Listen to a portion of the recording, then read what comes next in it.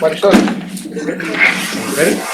Good morning, everyone. I'll call this meeting of the El Paso Metropolitan Planning Organization to order. May we all please stand for the Pledge of Allegiance. Allegiance to the flag of the United States of America and to the republic for which it stands, one nation, under God, indivisible, with liberty and justice for all.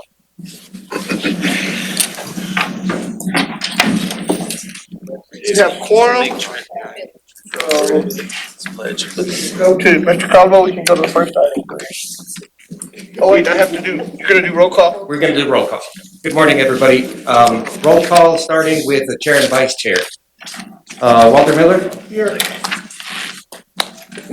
Vice Chair Samaniego? Mayor Antonio Araujo? Senator Cesar Blanco? Here. Representative Rudy Cruz? Here. Senator Joseph Cervantes? Alderman Dino Coronado? Fred Doolittle? Here. Representative Art Fierro? Present. Representative Mary Gonzalez? Present virtually. City Manager Tommy Gonzalez? Here. Thank you. Representative Cassandra Hernandez? Here. Thank you. Yvette Hernandez? Commissioner Ilan Olguin? Mayor Oscar Leeser? Mayor Manuel Leos? Representative Cici Lizárraga? Present. Representative Willie Madrid? Representative Joe Moody? Present. Representative Claudia Ordaz Perez? Present. Representative Lina Ortega? Present. Norma Palacios? Here. Mayor Perea? Here.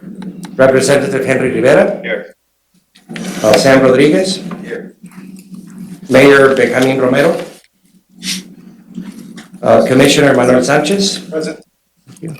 Alan Smythe? Here. Tomas Treviño? And the Mayor Diana Murillo. So we do have quorum. Okay. We do have quorum, but we have a quorum of 16 and we have 16 present, so please be aware. Okay, we can go on to item number 2, please. Or item number 1. All right, so first of all, do we have any open comment, Marisol? Okay, so we don't have any open comment, Mr. Chair, so we'll proceed then to item number 1 on the agenda, which is discussion and action of the minutes of the April 22, 2022 TPB meeting. Move to approve. Second. Eduardo, the only correction was that it has to be listed as representative instead of commissioner throughout the meeting, so. So we'll make that amendment. It's gonna affect your pay. Can I have the second, please? What was the, I didn't hear the second for what, I'm sorry? On this I second it. on this motion. I second. Oh, okay.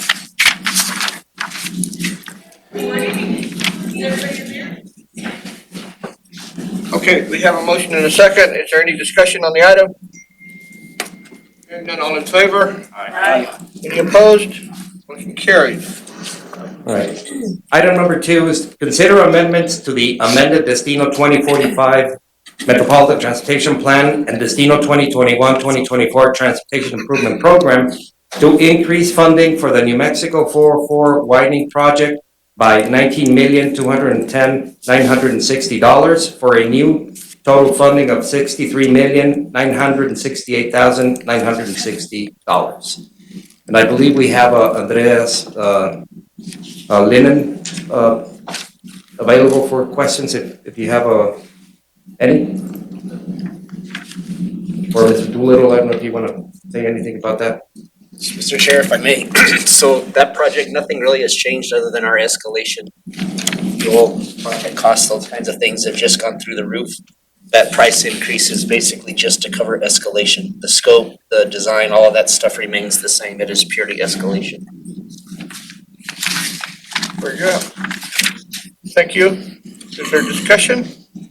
Move to approve. Second. I have a motion from Mayor Perea. And a second from Representative Ortega. Is there discussion on the item? All in favor? Aye. Any opposed? Motion carried. All right, item number 3 is consider awarding Coronavirus Response and Relief Supplemental Appropriations Act of 2021, CRRSAA, Federal Transit Administration FTA 5310 funds to Project Amistad. We have a brief presentation on this item, and Gabriela Lopez will take care of that. Hi, good morning. Gabriela Lopez with the El Paso EPMPO. As Eduardo mentioned, since we are 5310 recipients of FDA's program for the Coronavirus Response and Relief Supplemental Appropriations Act, a portion of funds were allocated directly to the MPO to use for this program. So this program is for the enhanced mobility of seniors and individuals with disabilities. So the MPO staff is recommending, as well as TPAC, to award these funds to our current subrecipient of this program, which is Project Amistad. There's a total of 118,768 funds available for programming, and included in the meeting backup documentation is the presentation of the webinar provided by FDA on this program.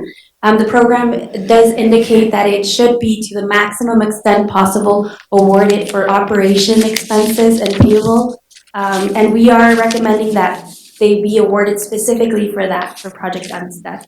These funds do have a federal share of 100%, so they would be reimbursed for the complete operating expenses. And due to the guidance of the program and included in the presentation as well, is that this project does not require to be programmed in the TIP and STIP. So this would facilitate us that if the funds are awarded, we would just have to report it in the Transit Asset Management system, which is where we report our grants programs for 5310. And that way we would be able to obligate the funds for Project Amistad and allow them to start accessing the funds. As noted in the presentation, there is no lapse date for these funds and they are available until expended. So I'm here to answer any questions. Any questions for Gabriela? I just want to make a comment. So Project Amistad helps Metro a lot with the paratransit services and the pickups for the individuals who need extra help. It takes the load off of our system. And so that, just like Metro gets the 5307 funding, this 5310 funding is exclusively for the disabled and the seniors and those types of individuals. So it really does assist Metro, this partnership. So I support it. Senator? Thank you, Mr. Chair. Question regarding that, Metro is still only limiting these type of services on Sundays? So the paratransit services are complimentary service to the bus. So if the buses aren't running, then the paratransit system doesn't run. They go together. And so we are bringing back a limited Sunday service starting June 26th. 26. It'll pretty much follow the path of the 4 barrios, the Mesa, Alameda, Montana, and Dyer, as well as the circulator from downtown to Silla Vista Mall. Now on Sunday, that shopping bus was the most crowded one. So using the data from 2019 and earlier, those were the 5 most populated Sunday routes. So we're gonna start with those and see what the ridership is. I know after 2 years, some of the the habits are changed and the situations have changed. So we'll just see what response we get. And then as we see the demand, we'll add additional routes. But so to answer your question, for those 5 areas, the paratransit that will also run will be available. No, we've received a lot of calls about, yeah, Yeah, me too. thank you, appreciate it. And just to add to the presentation, as you all might recall, due to a delay approval of the 21 to 24 STIP, Project Amistad has not been able to access the funds yet that they were awarded for the federal fiscal years 2020 and 2021 project call. So this would really be helping them to expedite the service, especially right now, as Ms. Ellen Smythe was mentioning. Since times have changed, it's been a challenge for even Project Amistad to find the funds to make this service available. further. I have a motion from Commissioner and second from Mr. Rivera. No further discussion? All in favor? Aye. Any opposed? Motion carried. All right, so item number 4 is similar, is consider awarding America Rescue Plan Act of 2021 FDA 5310 funds to Project Amistad. And again, Gabriela Lopez presenting.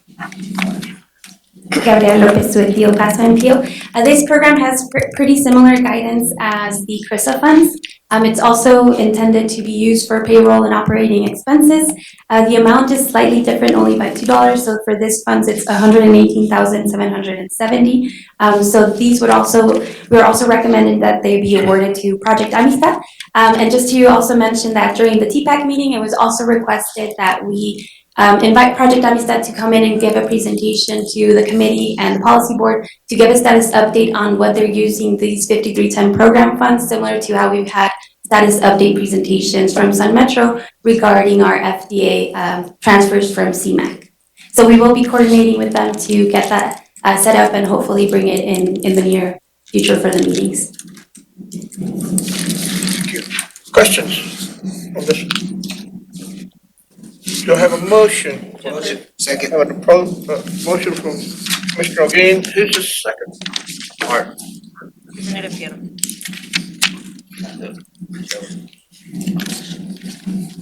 Okay, no further questions, all in favor? Aye. Any opposed? Motion carried. All right, so item number 5 is consider authorizing the TPB chair or the executive director to execute a consultant services agreement and a master subscription agreement with Urban Sim Inc. for an amount not to exceed $120,000 for the purchase of 3 software licenses for a 1-year period, technical support, and consulting services that will enable the MPO to complete Task 3, Urban Densification Emissions Impact Study of the Statement of Work, and notice to commence under the grant umbrella from TCEQ, contract grant number 582-20-11979.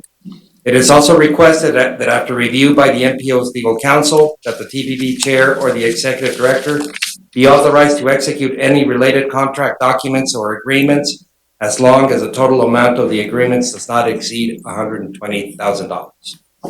Don't ask me to read it again, please.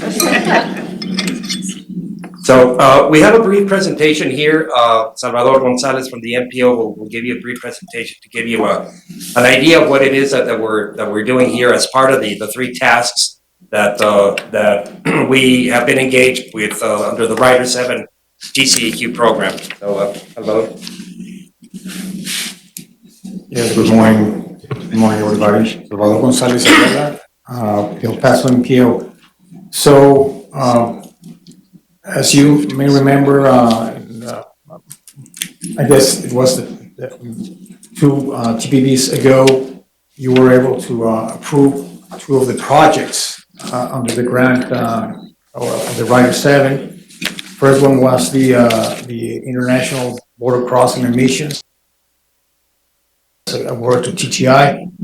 The other one was Phase 2 that was awarded to UTEC, and so the only one pending right now is this project of Urban Densification Emissions Impact Study. Next, please.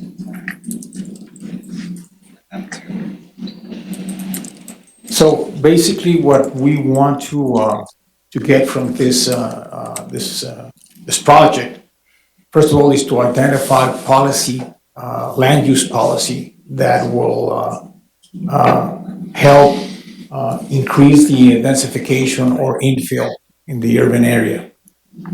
The idea, of course, is then applying or modeling these policies using a specialized software, in this case, the Urban Sim land use transportation model, to under several scenarios of those policies to see how much those policies actually help increase the densities and where population and employment is allocated under those policies.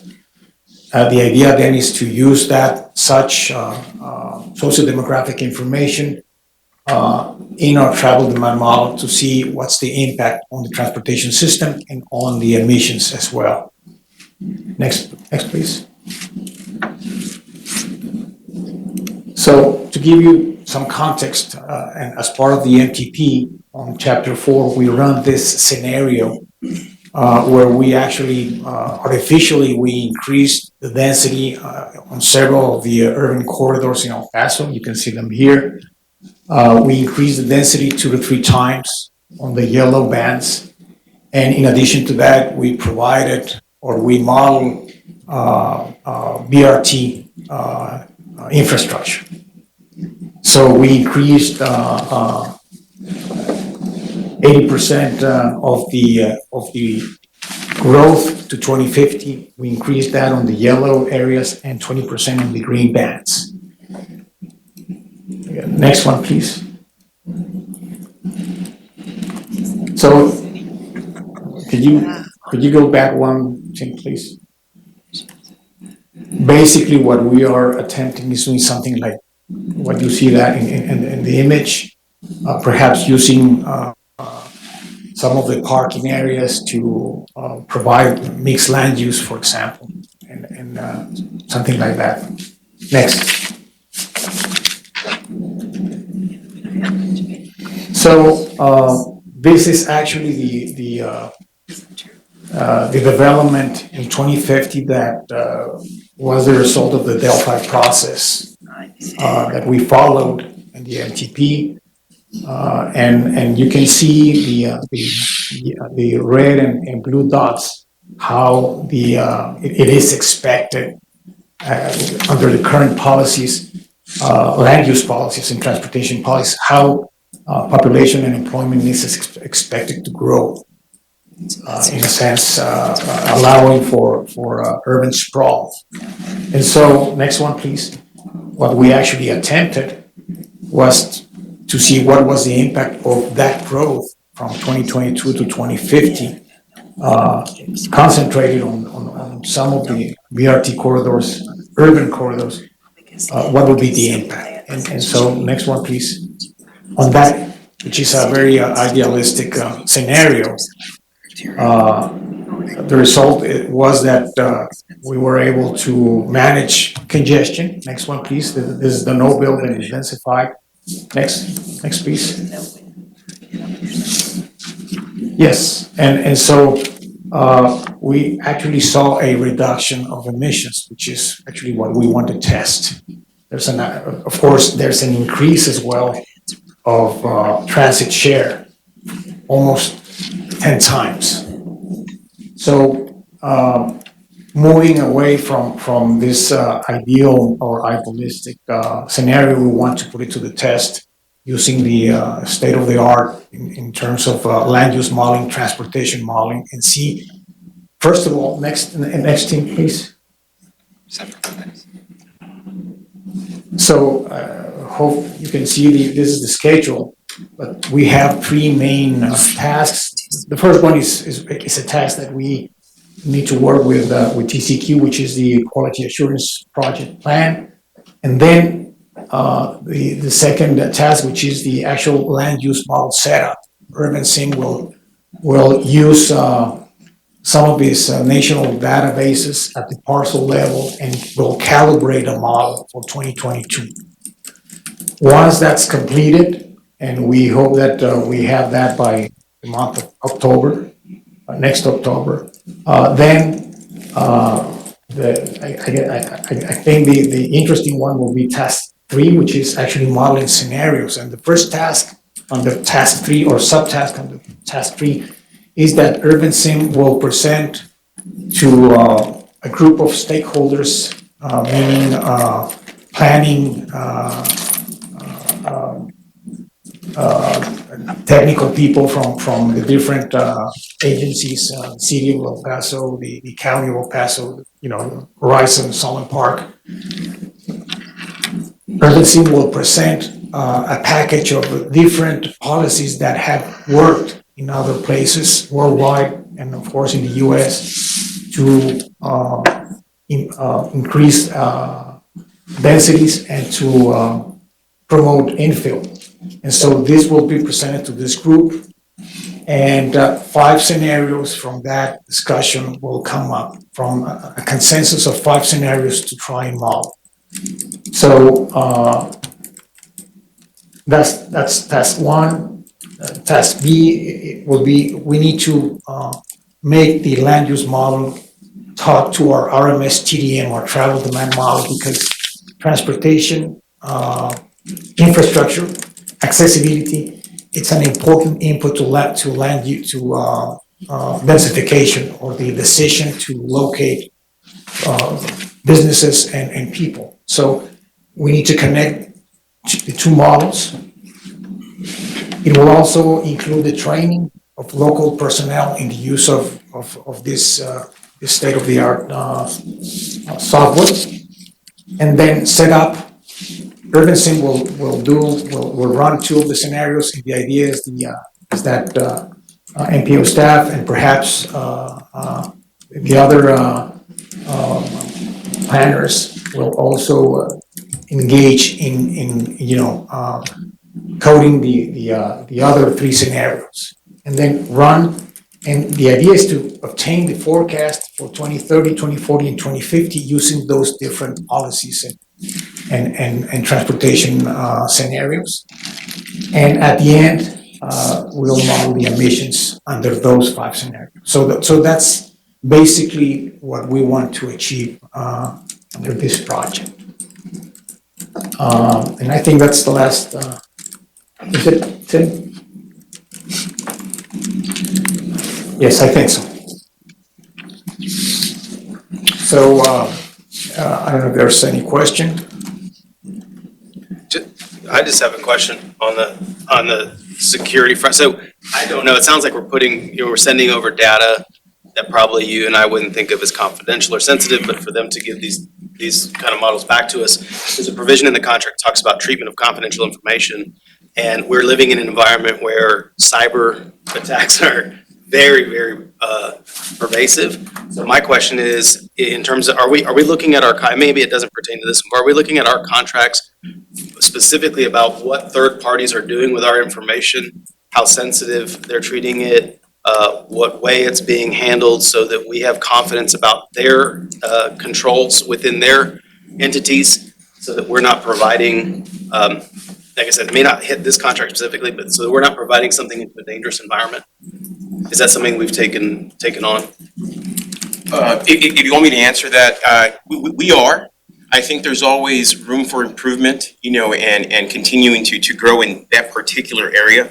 But in this particular contract, I think it is addressed to some extent. We've asked UrbanSim to give us representations that anything that we get from them, is free of any malware, and there's a laundry list of other types of, bad stuff that's in there that they agree to not, send to us embedded in their software, including anything that could potentially continue spying or kind of keeping an eye on what we're doing on our end. And there is the treatment of confidentiality or confidential information. Although for this particular project, I don't think we will be sharing a lot of confidential or any confidential information. Do they take liability if they have sent us something that causes our systems a problem? Absolutely. And I will tell you that was not part of the initial boilerplate agreement they sent our way.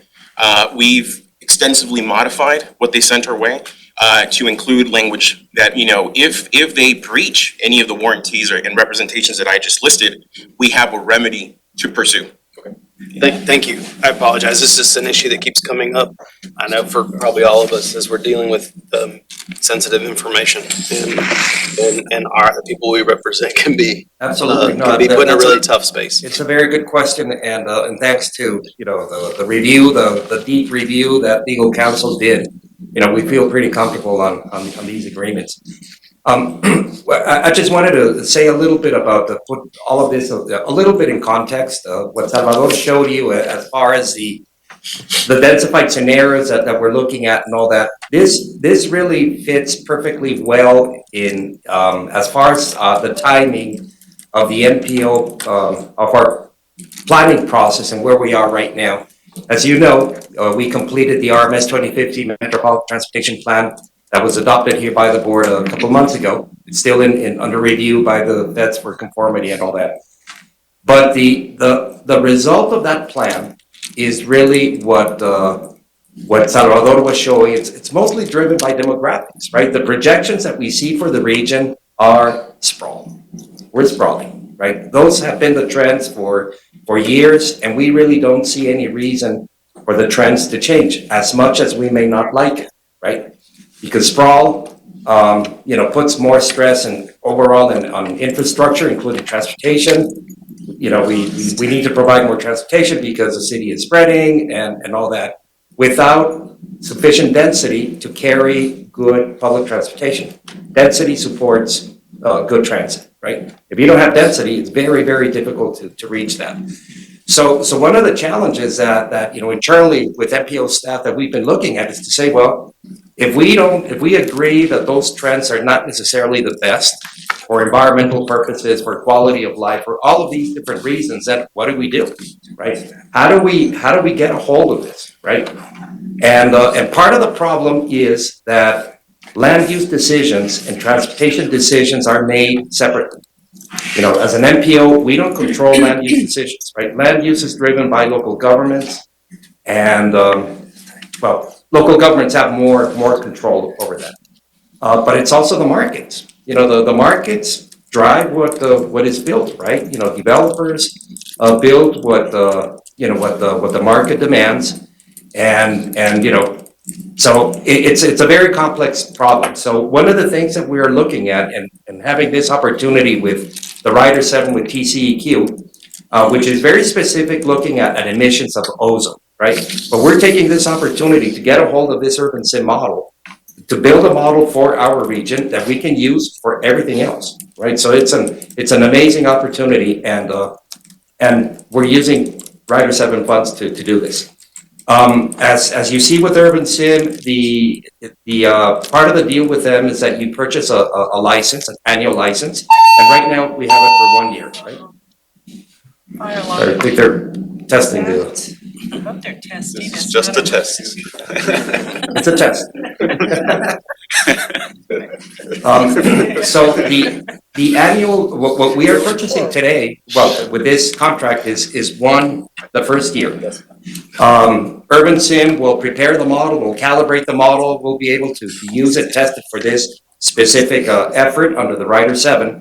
But the advantage is that we will have a functional model that we can continue using. Hopefully we'll be able to continue paying the license so that we can continue using this. I don't know if it's going to be a 2-year, a 3-year, whatever it is, right? But we'll take it from there. But the real importance is having a model that we can continue using, not just for this Rider 7 effort. So we're tremendously excited. I know Salvador is very excited, but he's just like that. He doesn't show it very much. But this is tremendously exciting. I just had a question. I know when you were looking at the density models and how I think as Salvador had said, how density actually will lead to better public transportation and reduced emissions. So in light of our next agenda item, how is it that the technology within transportation, I know the next item is talking about Sun Metro and looking for low or no emission buses. So along with that, the technology is coming along where we're seeing trends that we're starting to see an increase in electric vehicles, plug-in hybrids. How does this model take into account market conditions that we're seeing? Because I know even in Doña Ana County, we see the South Central Regional Transit, when they took over the route from here to Paso to Sunland Park, transitioning to hybrid buses as well. So like I said, that's the larger trend. How does this model look at that as we go into the next 28 years? Yeah, well, the emissions model is separate from the land use model. The emissions model is a tool developed by TTI.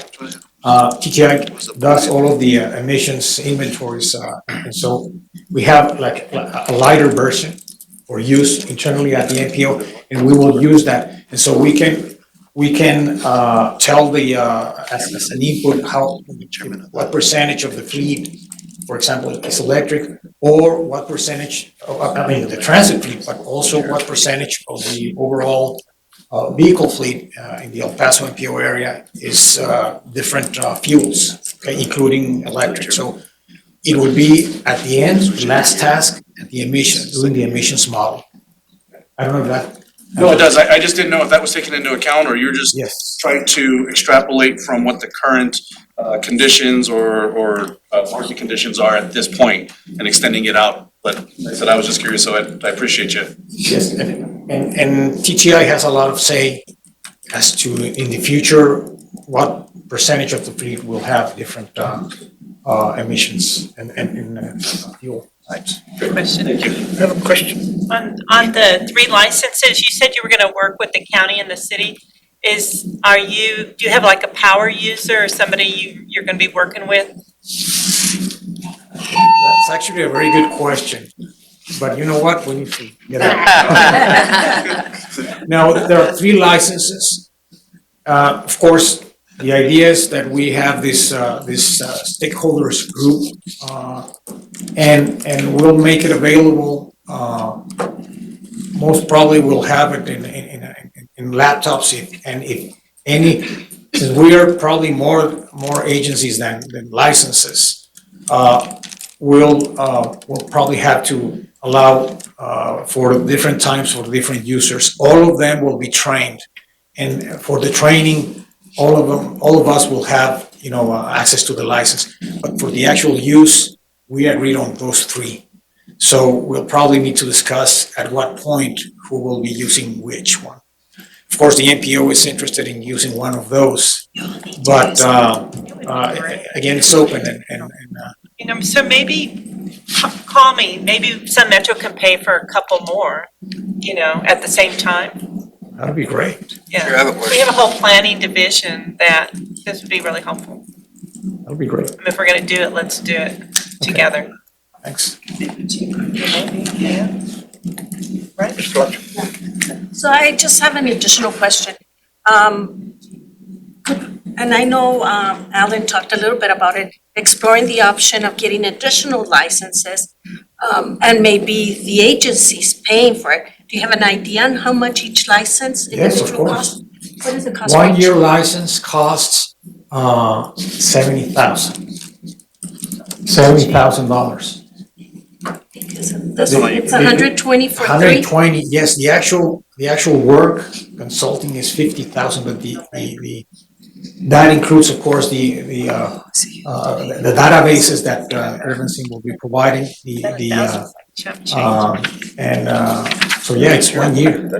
It's 1 year, so yeah. So I know you were talking about 3 licenses, so if we add maybe an additional one for them, an additional one for the county. My concern more than anything is that you might be using the license and we want to use it at the same time.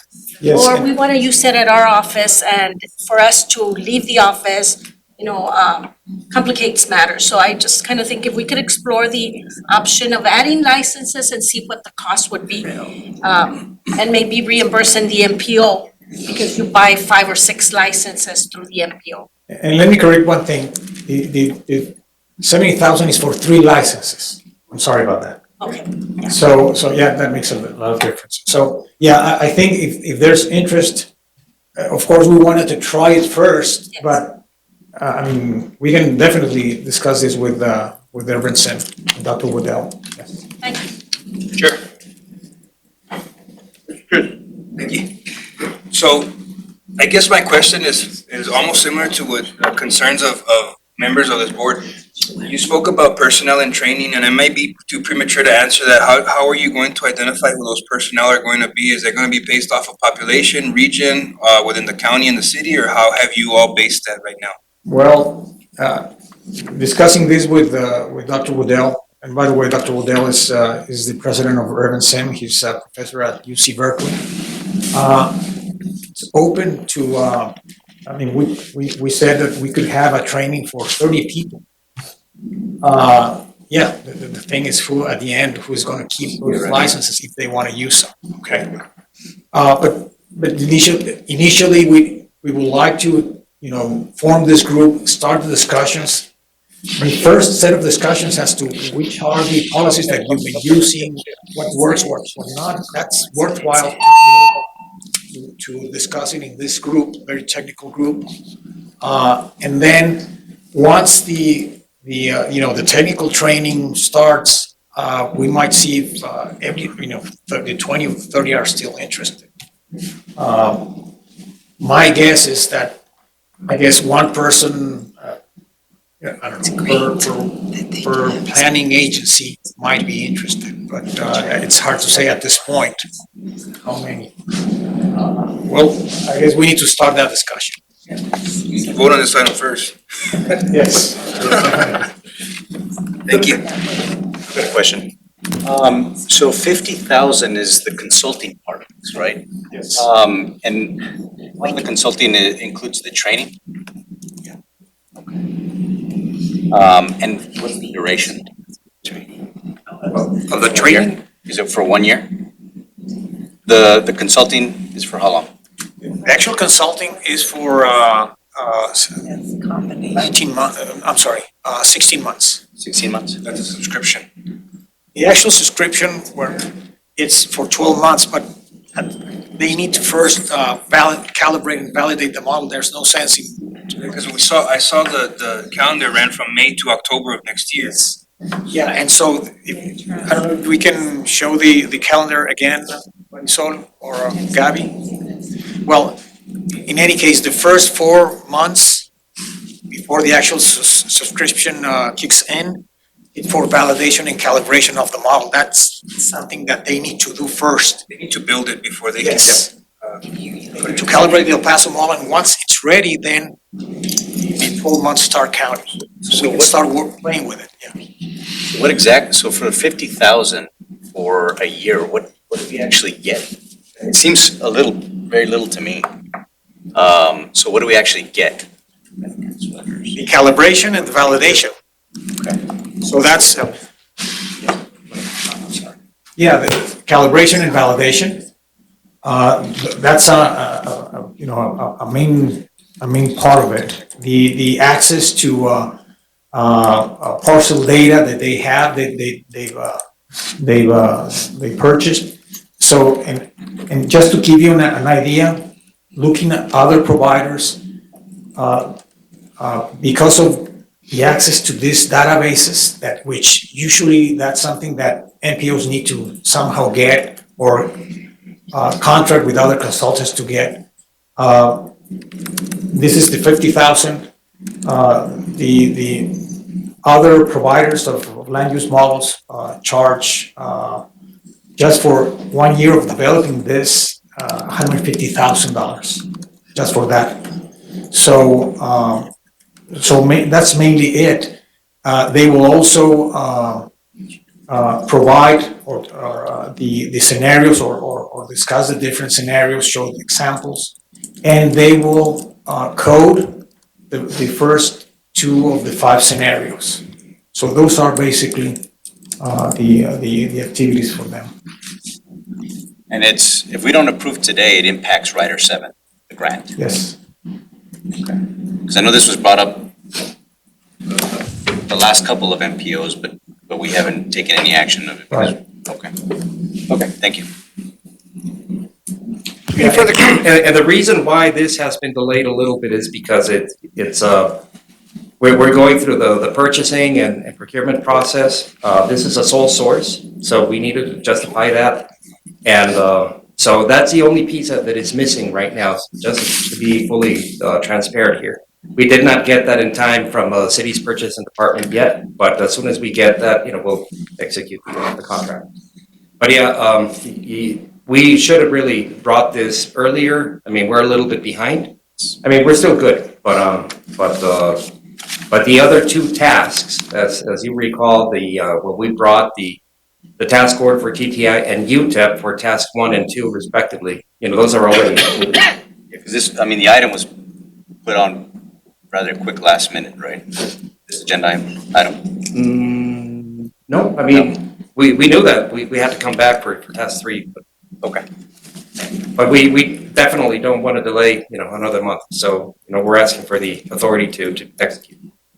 I would say that should there be a motion for approval here, understand that it is a sole source procurement. And we do not have, our fiscal agent has a process for which we get an approval for that. We do not have that approval to date, so I would ask that any motion be contingent on receipt of that approval from our fiscal agent. So, I'll make that motion, Mr. Chair. okay, I have a motion and a second.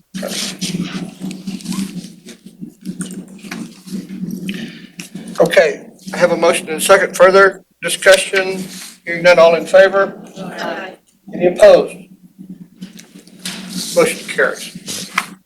All right, moving on. Item number 6, consider authorizing the executive director to sign a letter of support for Sun Metro fiscal year 2022 low or no emission buses and bus facilities grant application. So this is one of the competitive grant opportunities that is open to the entire United States of America. So we're going to be submitting a grant with your support, hopefully, in the amount of $11 million. It's a 20% match, so 8.8 million from the grant and 2.2 from Sun Metro. And what we're asking to do is, and it's for low or no emissions, is to replace the entire paratransit fleet. So we're asking for 50 new electric vehicles with 25 charging stations. And so that's the intent of the grant, because, you know, that's an area that we really need to improve our fleet.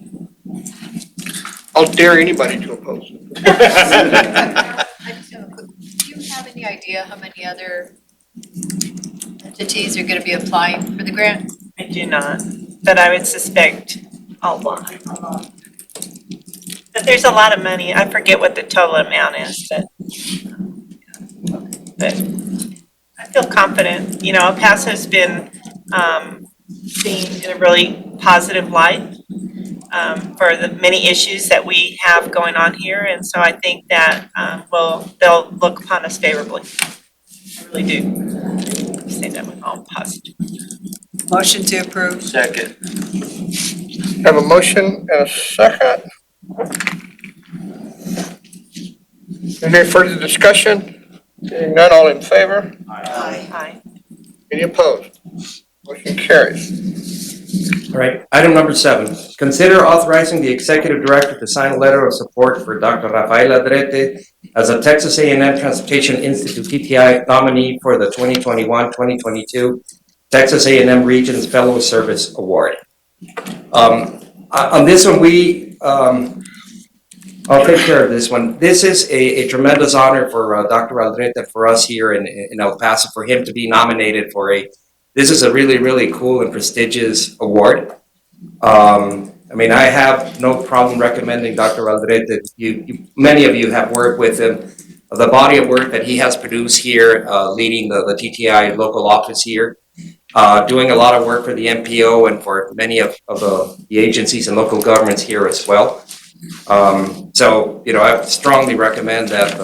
I mean, I can submit a personal letter, and I'll probably do that as well. But I think it would carry a lot more if it's a formal letter signed by the chair of the policy board, or it has the support of the board. So I just put a few bullets on the backup information. You know, the Rafa's CV is so extensive that it would have taken a lot of time to go through it. But I would strongly recommend that the board gives us the authority to execute that. Representative Moody. I just have a quick question, not really to the subject matter, but to the process. So he is a nominee currently, and we're saying, yes, we love him, we want him to win. Yes. Great. Why are we taking a vote? Like, I guess, when did we start micromanaging like this in terms of support? Like, this is great that we support him. I hope he gets the award, but I would think that we've decided that you're our executive director for certain reasons. This doesn't seem to impact transportation dollars or moving money from bucket to bucket, where we'd want us to come and opine on those things. Why is this something that's coming before the board?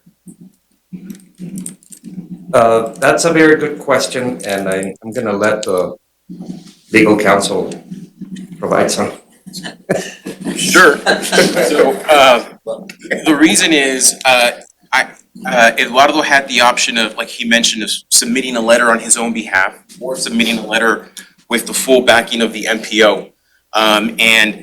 Up until now, as far as I know, he does not have the authority to submit a letter, without the approval of the board, where he represents that it has the full backing of the TPB.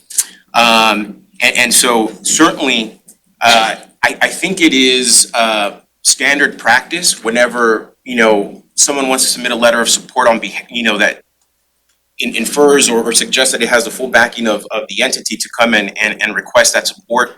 The reason I always recommend that he do that is because I'm protecting him more than anything else. If he were to submit a letter of support and then later on someone on the board disagreed with the letter of support, the first question they would ask is, well, who gave you the authority to represent that the MPO supported this nomination? And so by coming to you all, he's covered on that base. If you would not want him to come to you for these types of letters of support, we could in a future meeting kind of delegate, hey, you have authority to do the following without having to come to us. But absent that, the question is always, what authority do you have to do what's being proposed? And sometimes it does lead to coming to the board with some pretty simple requests. But again, if I have to apply it across the board. And I appreciate that, and caution is always a good thing when giving authority, and like I said, this letter versus even the one previously, maybe you're building a record and showing what we want to do to support Sun Metro, what we're doing to support those projects. We want to build that record for the feds or whoever looks at the work that we do. I wouldn't mind, and I don't know if it's proper to bring in this, I wouldn't mind looking at something broader like that, and the way that I would suggest it is creating a category of things that if he's our executive director, let's let him go do these. And in his annual review, tell us what he did under that authority. So we know what he did. We go, okay, well, now we need to fix this or tweak it going forward. That way, for efficiency and things like that, even though I wasted a lot of time on the topic today, I'd like to see if that's something we can kind of carve out and let him rather than prepare an item for the board, something we can do going forward on his own. Sure. We can do that. With that being said, I move to approve. That's a good idea. And I don't have a problem with that because, 99% of the requests are no-brainers. For example, letters of support for, competing for, grants and all that. I mean, they're no-brainers. But of course, I've got to listen. The last time I did not listen to the advice of a lawyer, it wasn't pretty. Or an accountant, or a doctor. As a lawyer, I appreciate that. Okay, I have a motion and a second for approval. Is there further discussion? Hearing none, all in favor? Any opposed? No opposition, the motion carries. All right, so we're moving on to reports and discussion. Item number 8, New Mexico CMAQ mandatory call for projects, and Gabby Lopez will be presenting. Good morning, Gabriela Lopez with the El Paso MPO. We are anticipating that we will be conducting a call for projects for the New Mexico Congestion Mitigation and Air Quality Improvement Program, or CMAQ for short. These program funds are only for the New Mexico portion of the El Paso MPO study or planning area, and we are anticipating that it will open on June 24th. Included in the backup documentation is a draft announcement and timeline. Among the upcoming deadlines included is we are going to be having the TPAC recommend an evaluation criteria in which the projects will be scored, and then we will also bring it to the policy board for approval.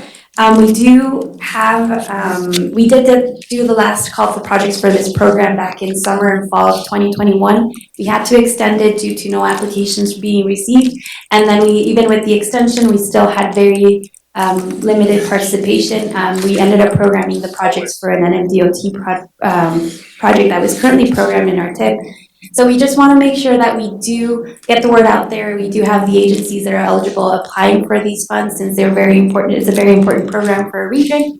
These funds are allocated to non-attainment areas or non-attainment MPOs. So we want to make sure that we get those in our TIP. The first deadline to submit the draft application is going to be by July 15th. But we will be coming up with final announcement once we have the evaluation criteria approved. We do have an estimated amount of $1,902,050 of CMAQ funds to program per year for fiscal years 23 to 25.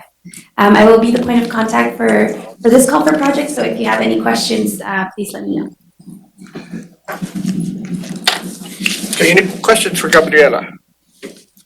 Thank you. And again, Mr. Chair, that it is so important really to emphasize the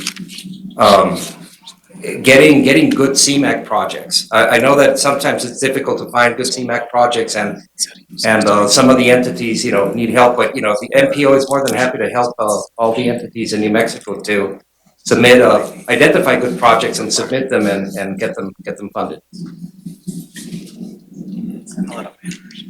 All right, so now move on to item number 9, which is the RMIS 2020 project status report. Good morning, Gabriela Lopez, El Paso MPO. We do not have any alerts or any reports, any updates to report on this item. Every project is moving along. Some of them are waiting on approvals from STIP revisions or on the submittal of the new, or approval of the submitted RMS 2050 MTP. And we will be updating the project schedule development timeline when we present the June TPAC, at the June TPAC and TPB, the project readiness report, which will be coming up.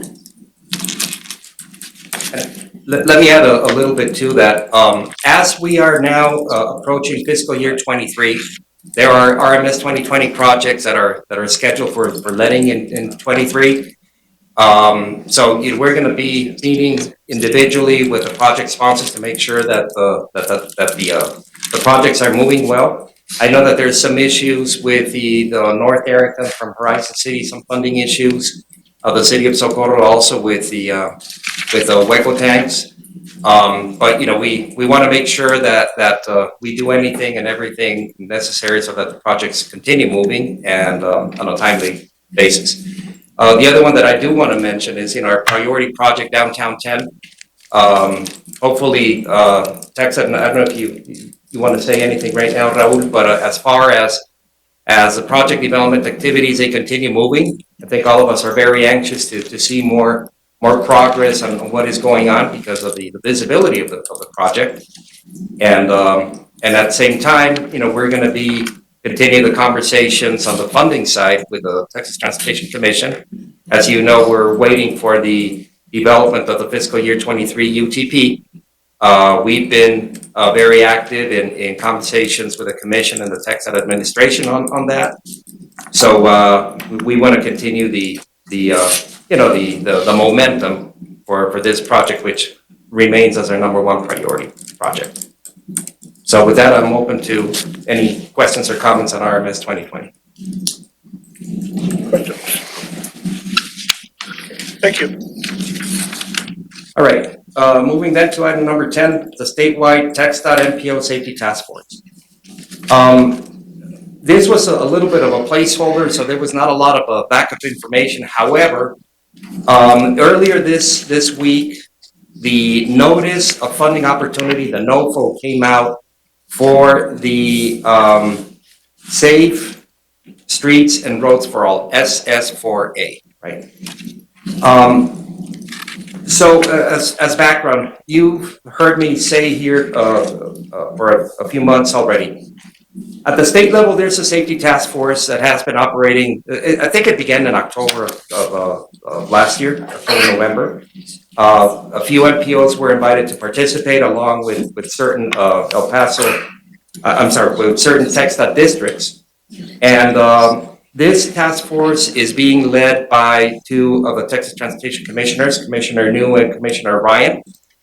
And again, the whole idea is to look at the issues with safety that we're facing, especially in the last couple of years as the trends are going in the wrong direction, especially with severe incidents and fatalities.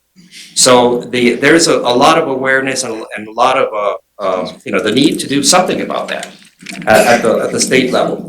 So this task force is really trying to bring in all of the MPOs to participate in the effort, developing safety plans, not just develop a plan, but from this plan come up with actions that are gonna help us, reverse the trends and ultimately get to zero fatalities. The last time I was here, I believe, the commission was talking about providing some funding for MPOs.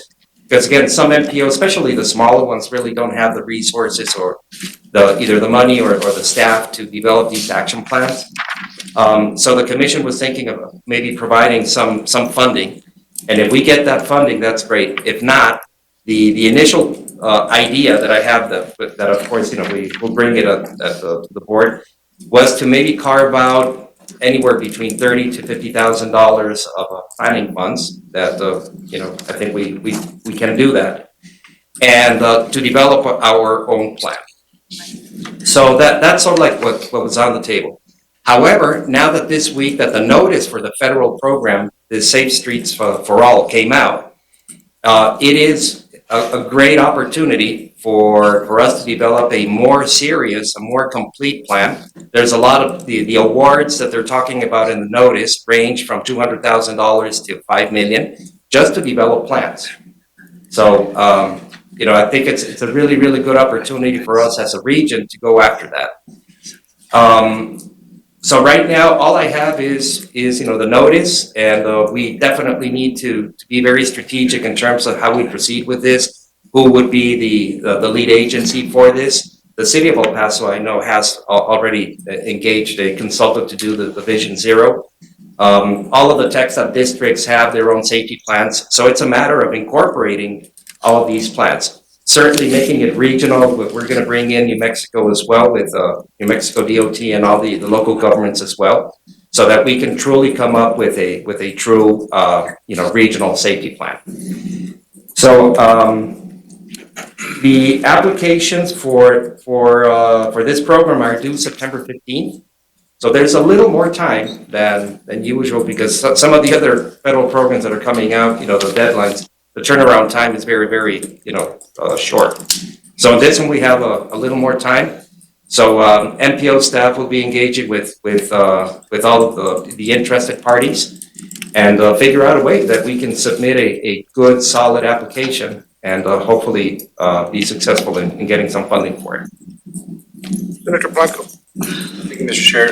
You had mentioned the city had hired a consultant to do that work. Where is the city on that plan? Understanding that what we're looking at doing here is more comprehensive and a regional approach, but where is the city on its safety plan? I'll defer to Mr. Rodriguez. Yeah, so we just awarded, City Council just awarded the contract for Vision Zero. And so much of it is the development of the program and the PR side of it. And I've been discussing with Eduardo the possibility of just merging the two programs together because it does need to be regional.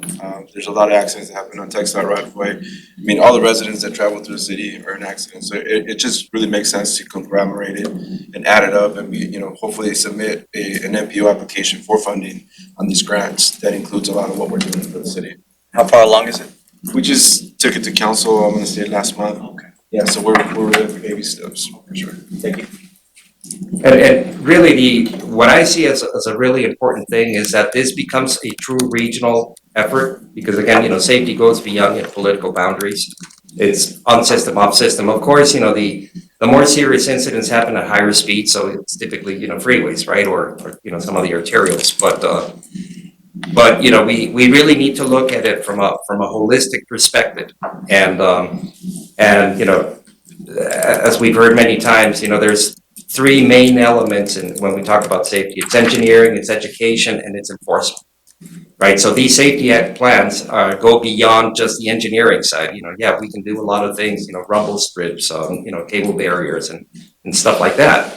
But what about the, public education? I mean, drivers need to understand that, they're part of the problem and part of the solution. Law enforcement, I know that there's some funding issues as well involved with that, but these safety plans really need to look at the whole, the whole problem holistically, and from there identify solutions that we can then move forward. Let me say that this federal program has two buckets.